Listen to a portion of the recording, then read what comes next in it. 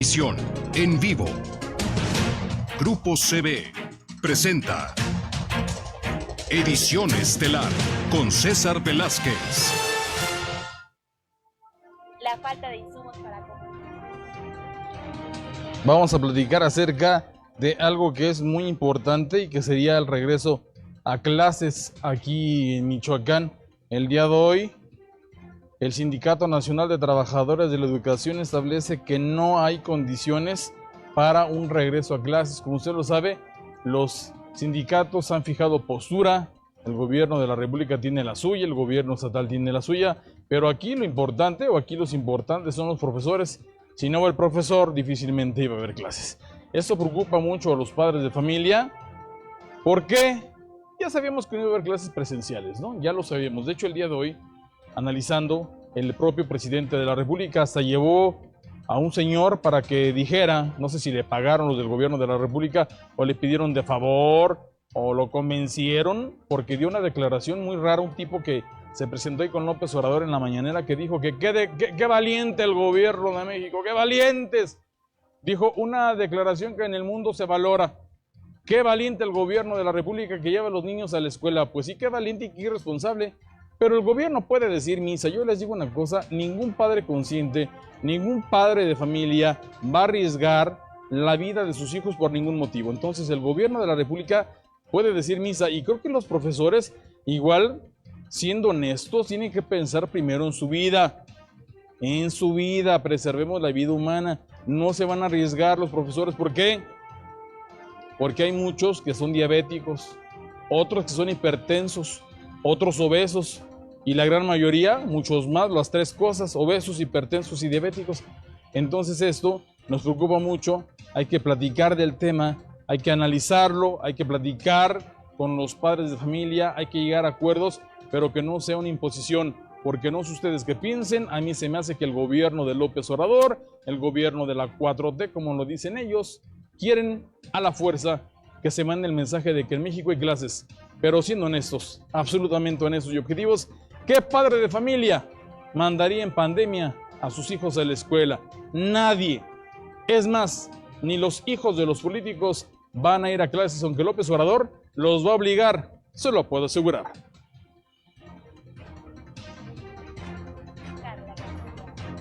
Lo que se viene.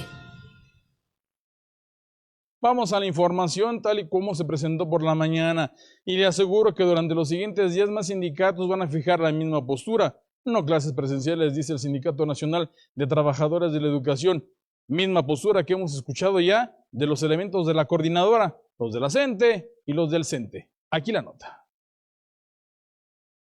A pocos días del regreso a clases en Michoacán, el Comité Delegacional del Sindicato Nacional de Trabajadores de la Educación afirmó que no se regresará a las aulas. El dirigente sindical de la D36 del CENTE, Juan Manuel Macedo Negrete, expuso que a causa de las malas estrategias tomadas por las autoridades sanitarias y de gobernación en el estado, no se tienen las condiciones necesarias para un regreso seguro. Ante esto, se posicionaron en apoyo a los sindicatos de educación de los niveles media superior y superior en la negativa para regresar a las aulas el próximo 30 de agosto.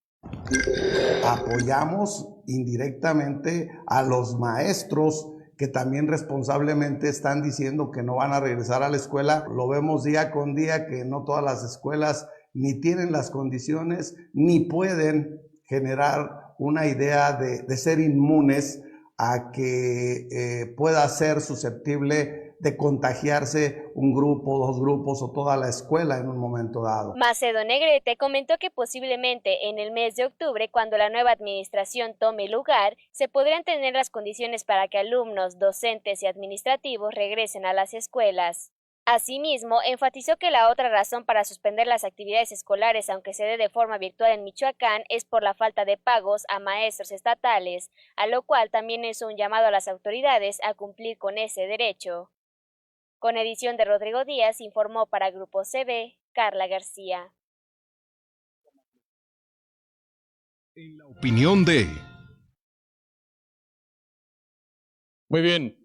Vamos a la opinión de un experto. Me da muchísimo gusto y se los digo de verdad, luego de algún tiempo que no tenemos la oportunidad de platicar con él, es el doctor Eric Avilés, quien en Michoacán se sabe todo al derecho y al revés de lo que pasa en el ámbito educativo. Y quién mejor que sea él el que nos dé un punto de vista de eso que anuncia el Sindicato Nacional de Trabajadoras de la Educación. No hay condiciones para un regreso a clases de manera presencial. Mi querido Eric, con el gusto y cariño de siempre, ¿cómo te va? Hola, ¿qué tal? Muy buenas noches. Un gusto, mi querido César, amable auditorio de TV Televisión. Muy bien, y a la orden, listo para comentar. Gracias. El análisis, situación. mi querido Eric, pues ya muchos sindicatos han fijado postura, pero hoy el sindicato oficial, por decirlo de alguna manera, dice que no hay clases presenciales porque no hay condiciones luego de todo lo que estamos viviendo y viendo. ¿Qué piensas tú o qué mensaje podemos darle a los padres de familia si eso es lo correcto o lo incorrecto? Porque tú también seguramente escuchaste la declaración en la mañana del propio presidente donde establece que hay condiciones para que los niños vayan a las aulas. ¿Tú qué piensas? Bueno, hay unas posiciones muy diferentes entre lo federal y lo estatal. Hay que recordar, a escala nacional, efectivamente el presidente ha venido ya pronunciándose durante 2 semanas de manera muy firme, muy enfática respecto al retorno a clases. Incluso llegó a decir que llueva, truene o relampaguee, manejar el 30 de agosto como fecha fatal. Paralelamente, el CENTE, a nivel nacional, su dirigente Cepeda dijo que los maestros tienen que regresar, que para eso se les paga, lo cual ocasionó una ola de mensajes de repudio tanto de la disidencia magisterial como del fuego amigo, incluso porque realmente cimbró esto derivado de que muchos maestros no se sintieron defendidos ni representados por este grupo que es el más fuerte, incluso no nada más en México, sino en Latinoamérica, el Sindicato Nacional de Trabajadores de la Educación. En Michoacán, particularmente, es diferente, porque vemos a un gobernador del estado que dice no hay condiciones, escuchamos a un sindicato institucional, al profesor Héctor Astudillo y a su equipo diciendo no hay condiciones, escuchamos al profesor José Luis Macedo que también dice no hay condiciones, ahora nos vamos al ala ruda, escuchamos a los azules, al profesor Gamaliel Guzmán diciendo que no hay condiciones, vamos a poder de base, que son todavía los rudos de los rudos, los que toman las vías del tren, y también dice el profesor Benjamín Hernández, no hay condiciones. Y vemos que el secretario de Educación en Michoacán también dice no hay condiciones. La realidad es que efectivamente no hay condiciones en Michoacán hoy. La situación es no sentarnos en la hamaca, en nuestra silla, en nuestro escritorio y como dignamente cada 2 o 3 semanas estar diciendo que no hay condiciones y que sigue sin haber condiciones, sino que hay que tomar de la manera más asertiva, más propositiva posible el exhorto, la instrucción que da el presidente de la República de construir condiciones. Yo quisiera ahora saber qué se ha hecho desde la defensa gremial, desde la Secretaría de Educación, desde el Ejecutivo Estatal, desde la SEP, desde el CENTE Nacional, por construir condiciones, capacidades y la defensa de los derechos de los trabajadores, la seguridad y la salud de los estudiantes, del personal de asistencia y apoyo a la educación y de todas las familias. Ahí es en donde creo que está el gran adeudo, el gran vacío, porque nadie se ha querido ocupar de lo público y lamentablemente en Michoacán, como todos dicen que no hay condiciones y honestamente vamos a las escuelas y vemos que no hay condiciones, pues parecía ser que ninguno de los actores involucrados desean subir la apuesta social, dar más de sí, poner gel antibacterial, cubrebocas, gestionar vacunación. Ya estamos viendo lo que está haciendo Samuel García ya en Nuevo León de generar caravanas para la vacunación. En fin, hay muchas medidas que se podrían estar implementando, pero pues lamentablemente lo que reina no son la falta de condiciones, sino la falta de acción, de voluntad, de capacidad de concitar con liderazgo las voluntades de todos los actores educativos michoacanos para ir construyendo condiciones. Definitivamente es imposible pensar que el 30 de agosto van a estar abiertas las escuelas michoacanas en su totalidad y para todos los estudiantes con las mejores condiciones. Esto ya estamos rebasados. No se pudo hacer en 90 años, a 100 años ya que se cumplieron hace unas semanas de la fundación, de la creación de la Secretaría de Educación Pública, pues mucho menos se va a lograr en escasos 11 días. Lo importante es que escuelas que ya vayan teniendo condiciones, pues que empiecen a explorar, que el modelo híbrido suceda, que haya conectividad a Internet, que se vayan haciendo las compras de todo lo que se va a requerir, que el programa de vacunación se agilice, que se explore ya también hacia los menores de edad, que se busque la manera, ahora que tenemos a nuestro primer mandatario estatal visitando Estados Unidos, Europa y demás, pues ¿por qué no le echa ahí una visitadita a los proveedores de vacunas a ver qué se puede hacer? O ahora que anda visitando a los funcionarios federales, ¿por qué no negociar la compra de un paquete de vacunas para Michoacán? Ver la forma.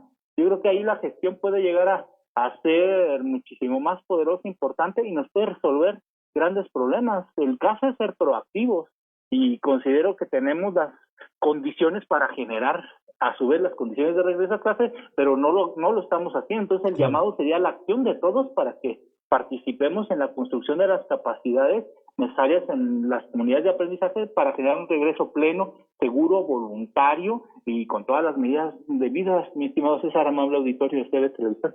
Claro, seguimos analizando el tema, Eric, es muy interesante todo eso. Ya tenemos mensajes de los televidentes, en tan solo segundos los analizamos. Primero contigo. A ver, Eric, tendrían que hablar de ese tipo de temas. Tú eres el experto en todo lo que se refiere al ámbito educativo, no le has dado seguimiento durante años. Yo te quiero preguntar, ¿tú crees que este tema ya se politizó y demás lo que tendría que analizarse tal vez primero por la emergencia mundial, lo que estamos viviendo, tal vez desde el punto de vista de especialistas médicos? Por supuesto, la experticia, el conocimiento científico deben de ser los primeros argumentos que deben de estar sobre la mesa. No podemos negar lo que la ciencia ha logrado construir, debe de preponderar.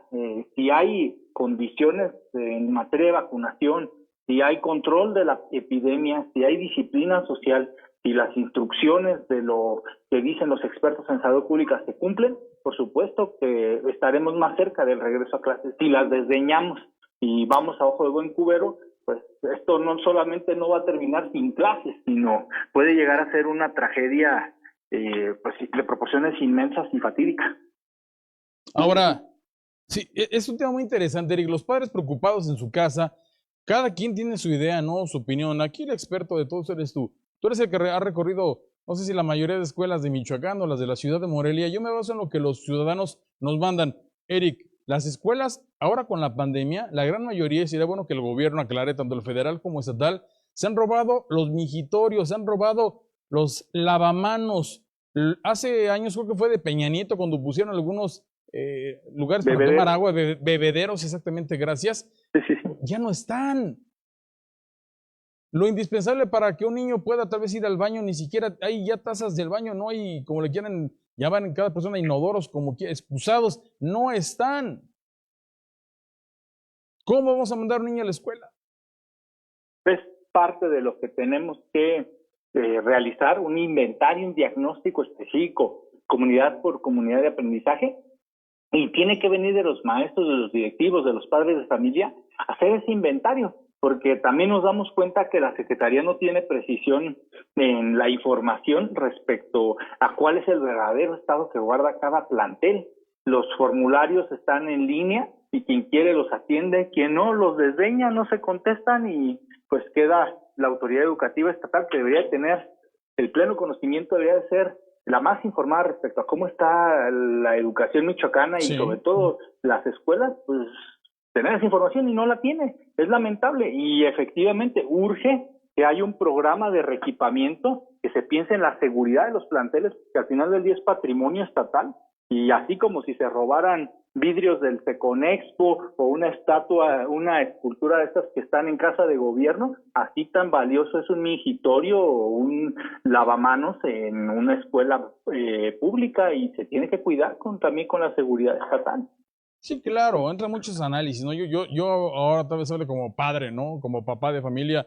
El niño se va a querer quitar el cubrebocas, tal vez ya no va a tener la vigilancia estricta de la madre, tal vez se relaje, tal vez se emocione, tal vez quiera correr, tal vez quiera hacer lo que hace un niño normal antes de la pandemia. Entonces yo creo, a menos que tú consideres otra cosa, que esto primero tendrá que debatirse con expertos en la materia y no por el capricho de un presidente que quiere mandar un mensaje, a mi punto de vista, al mundo de que aquí en México estamos bien y que se reactivó la economía, puras cosas raras en lugar de lo importante y lo esencial, que es la vida de un niño. Y si se contagia uno, es la gran pregunta, ¿de quién va a ser responsabilidad?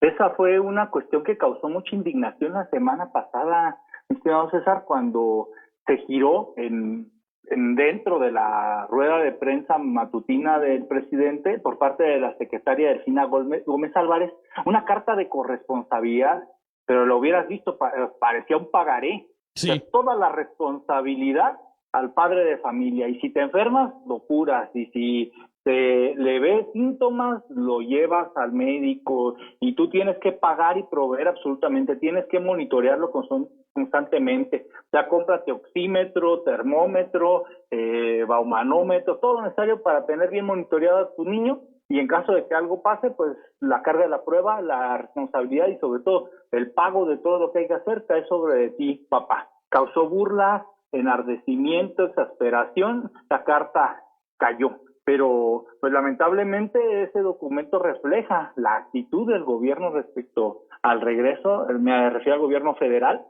Se ha morigerado un poquito su actitud a punta de reacciones, pero sigue el gran pendiente, ese protocolo detallado y específico que se debe de girar escuela por escuela. Hay una guía de 60 cuartillas que sin embargo son muy pocas y deja vacíos como esto, lo del cubrebocas, y muchas otras cuestiones más que no se terminan de aterrizar. Esperaríamos un protocolo específico y una especie de índice de regreso a clases que permitiera calcular escuela por escuela el riesgo que existe de retornar, pero también la urgencia.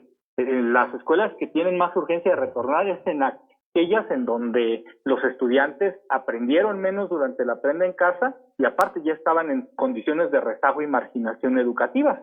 Ahí urge más.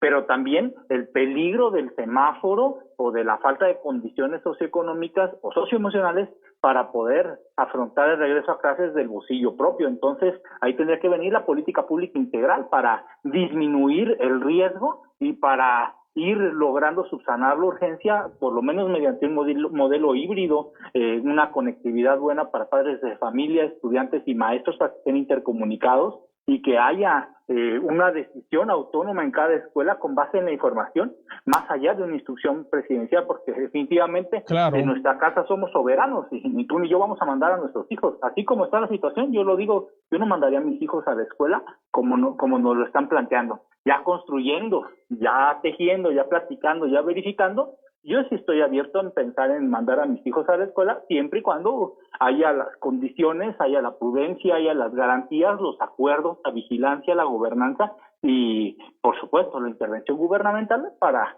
aproximarnos al plantel y, pues bueno, ya si las cosas están dadas, pues poder poner a nuestros hijos en manos de una comunidad educativa con un tejido que va a permitir minimizar los riesgos y atender las urgencias educativas que evidentemente ya son inmensas. Se habla de casi tres ciclos escolares perdidos en el aprendizaje. Entre los dos de simulación y lo que se olvidó de lo que ya se sabía, el rezago ya es gigantesco.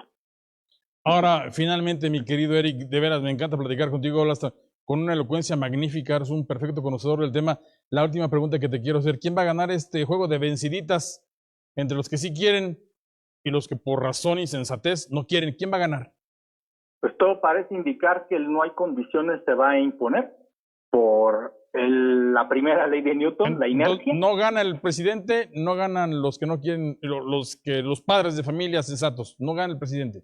La inercia, y pueden ser los papás sensatos, pero también pueden ser los opositores políticos, o los funcionarios que se quedaron en la hamaca y nunca fueron a pegar ese mingitorio que se cayó, o esa escuela vandalizada. El asunto es que al final del día, como en el juego del maratón, quien va a ganar por encima de todos es la ignorancia. Eso es lo fundamental. Ahora, ¿tú qué piensas? ¿En cuánto tiempo se recupera todo esto, Eric? Yo sé que es una pregunta muy difícil de responder, pero los padres nos preguntan, si no comienza el ciclo escolar presencial, si otra vez es de esta manera que hemos visto, de clases en línea, ¿qué es lo que va a pasar? ¿Qué es lo que hacia adelante repercutiría en los niños de Michoacán? ¿Sí tendrían una educación correcta de primaria? Los que van, por ejemplo, cuarto, quinto, que ya perdieron casi 2 ciclos escolares, 3, como tú lo dices, ¿se van a recuperar todos ellos? Se tiene que hacer una adaptación curricular profunda y de varios ciclos escolares para lograr la recuperación ya de los aprendizajes mínimos. Ya no hablemos de geografía, ya no hablemos de esas materias específicas en ciencia y tecnología, las sumas, las restas, las multiplicaciones con números de 2 cifras, la comprensión lectora.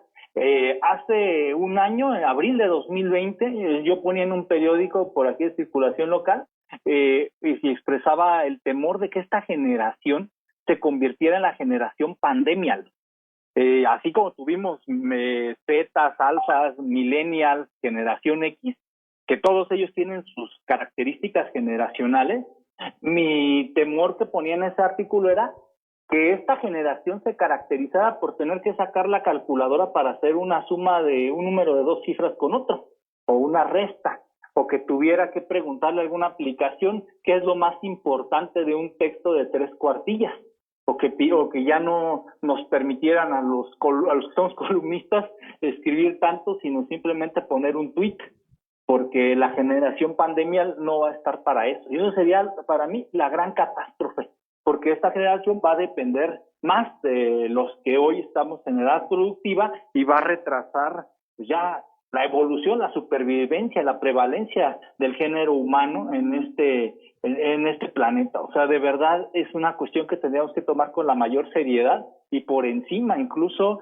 de diferencias ya de ideologías, incluso de países. Es un tema global que tiene que ser discutido al más alto nivel para evitar este rezago que nos va a poner en una posición precarísima como especie. Ahí está el análisis, mi querido Eric Avilés, con el gusto de siempre, infinitamente agradecido, te lo digo de esa manera, que nos hayas compartido ese conocimiento que a la gran audiencia de Grupo CB le interesaba tener este día, cuando ya estamos viendo cerca el inicio del nuevo ciclo escolar. Eric, gracias. Muchas gracias a ti, mi querido César. Un gusto saludarte de nuevo, a ti, a tu amable y numeroso auditorio. Estoy para servirles. Que tengan una excelente noche. Gracias, Eric. Buenas noches también para ti. Y por supuesto nos interesa mucho difundir lo que ustedes amablemente nos han dicho. Y mire que tenemos de comentarios en las redes sociales. Todos son muy importantes. Con mucho gusto se los voy a compartir. Aquí ya los tengo todos. El primero es el de Teresa Tinoco, ¿verdad? El día de hoy dice Teresa Tinoco, dice, se tiene que abrir regreso a clases, dice esta persona. Felipe de Jesús Brito, saludos cordiales desde Acapulco, Guerrero. Dice, ¿pero qué me dicen? No van a la escuela. ¿Pero qué dice? Pero pachanga reventones cada sábado y domingo. Dice esta persona, estoy a favor de regreso a clases. Ahí yo creo que iba a poner yo. Vean qué complicado es leer sin poner acentos, ¿eh?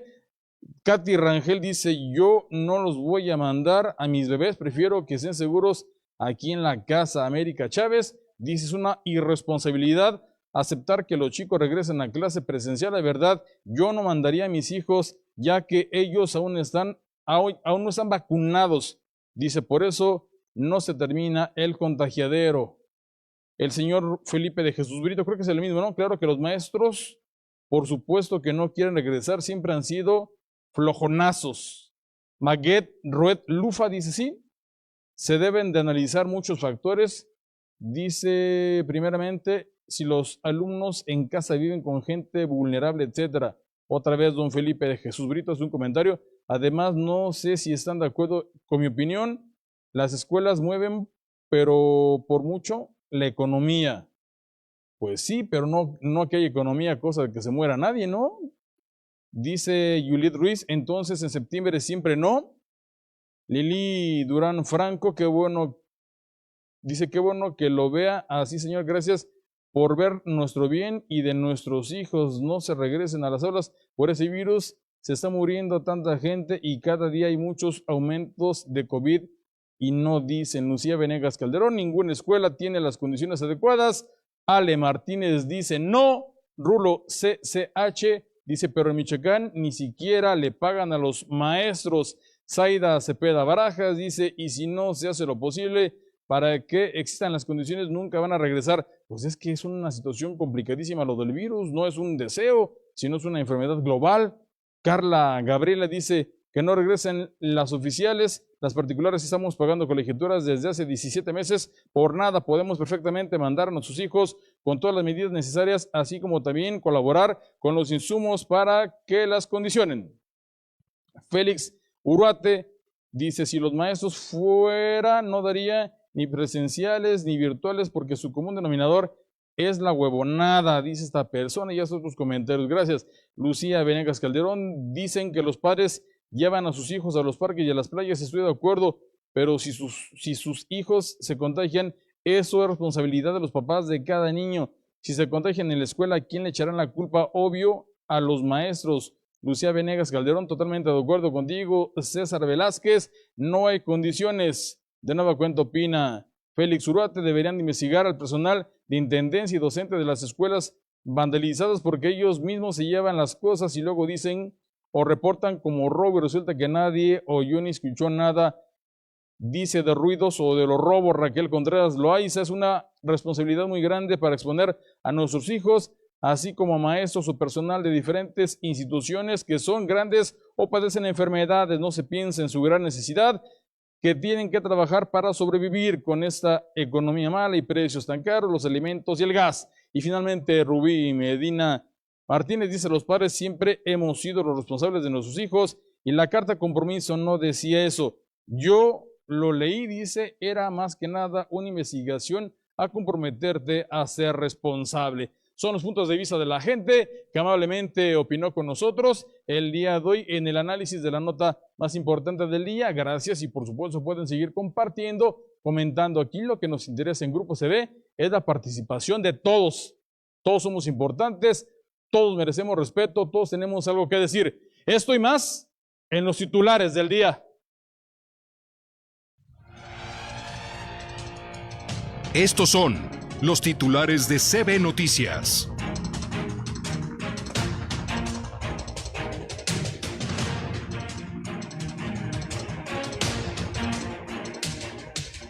Por cuarto día consecutivo, los lugares de vacunación aquí en la ciudad de Morelia registraron grandes tumultos. Ya eso de las 3 de la tarde en el Venustiano no había nadie.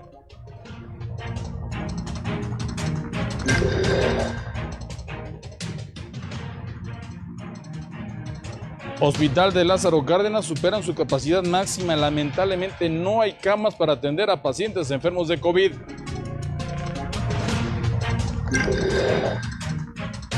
No habrá regreso presencial a clases, dicen los del Sindicato Nacional de Trabajadores de la Educación.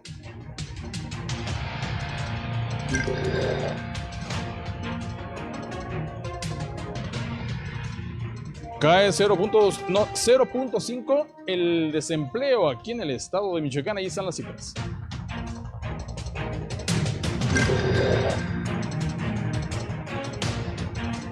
En Zamora, tragedia, es una cosa espantosa. Balearon a un niño de 4 años, murió en el hospital.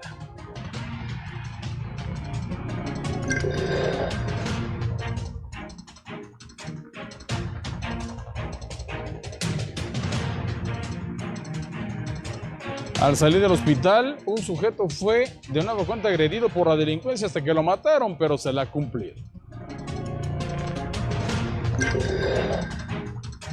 El gobierno del Jarocho, aquí en Morelia, tiene un completo desorden. A pesar de que las leyes benefician a los habitantes de Ampliación Jardines del Toreo, hoy de manera prepotente llegaron para querer tumbar la barda. Barda que hasta yo pagué.